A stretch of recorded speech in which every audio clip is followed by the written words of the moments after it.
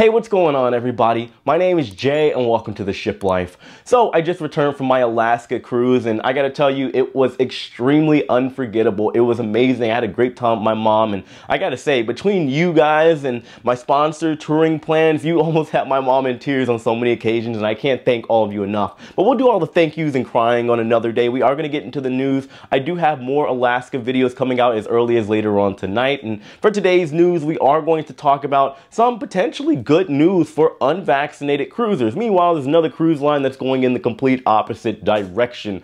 But before we do start the news, I also want to point out, I know it's been a while since I've done cruise news. This is why I hope a lot of you pay attention that, believe it or not, and I mean this in the most humble way, I am literally the only content creator here on YouTube, well, I guess you could say in the entire world, that is consistently doing different styles of content. Being able to do the live streams, being able to do the real-time vlogs that I do, letting you know what's happening in the moment, the tips videos, the crew information that I give you guys, the stories, all the different styles of news where I talk about the good, the bad, and the ugly. It's not easy to do. I'm trying to find a balance, but I'm gonna let you guys know right now, this is why I have separate channels that take care of all this stuff. Unfortunately, on this channel here, some of the stuff is definitely going to drop. More than likely, it's going to be the vlogs. I think I've been telling you guys. But anyway, let's go ahead and get started with the news. So getting right into the news, Princess Cruise Lines has come out and announced that they will be lowering the vaccination threshold for their ships from 95% to 90%. Now, they also going to be letting unvaccinated cruisers sail. They do not need, at this point moving forward, a medical exemption. They also do not need an explanation of any kind to be able to sail unvaccinated.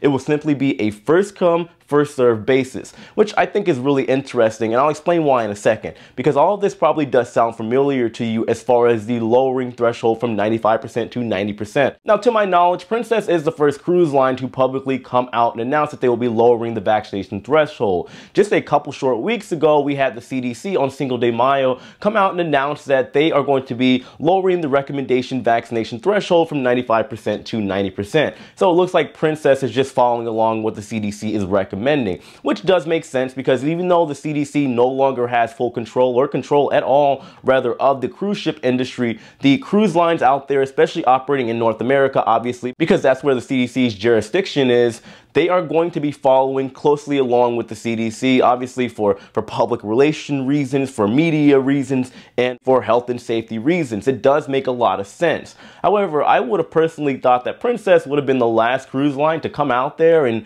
say that they're going to do this, considering that even though it was never their fault, back in 2020, Princess Cruise Lines, starting with the Diamond Princess, ended up inevitably becoming the catalyst that ended up causing a lot of media hysteria when it comes to cruising, as well as the entire industry, which inevitably ended up leading to the cruise ship shutdown.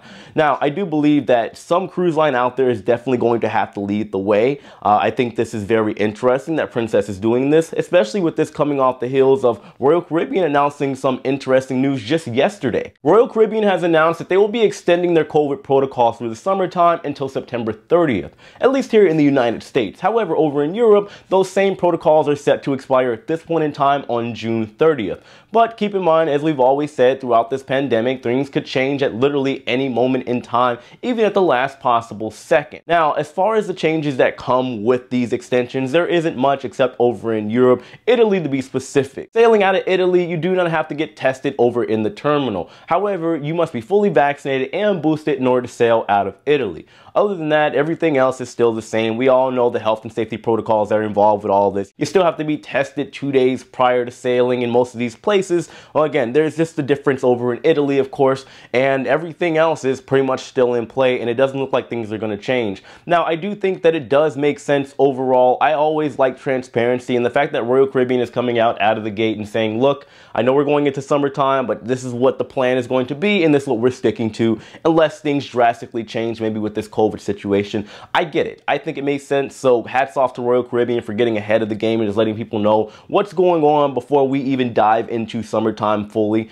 Now, also, I do want to point out that I was just on Ovation of the Seas. I have a lot of friends that are on Ovation of the Seas, a lot of which, unfortunately, even though they are fully vaccinated and boosted, just were recovering from COVID or had COVID while I was there. So just take that with a grain of salt. I'm not saying Royal Caribbean is doing anything wrong. I'm just saying that COVID is definitely still around, and it does make sense that Royal Caribbean is looking at things, the angle that they're taking, the approach that they're taking, the way that they're doing it. It does make sense at the end of the day, but also keep in mind, as always, guys, every cruise line is going to handle this pandemic, this COVID situation, and maybe start the process to go back to normal a little bit differently than others. But either way, guys, I know this was a rough video. I haven't done news in a while. Let me get back into my groove. But of course, let me know what you guys think about all this in the comment section below. Hit that like button on your way out, and just know that I appreciate every single one of you. I do have another video coming out later for my Alaska adventure, so stay tuned for that. I appreciate you guys. I love all of you, and I'll see you later. Take it easy.